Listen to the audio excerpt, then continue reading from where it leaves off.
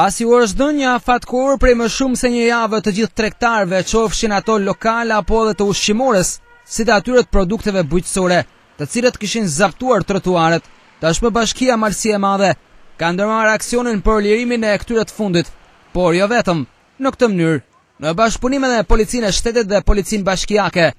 është ndërmarrë edhe aksioni për lirimin e qendrës së qytetit, pikërisht këtu tek lapidari i kushtuar luftës së Koplikut. Në vitin 1920, ky vend i kthyer në parkim automjetësh, por edhe mjediset tregtare për produktet bujqësore, ka bërë që jo vetëm të humbas tërësisht funksionimin e dikurshëm,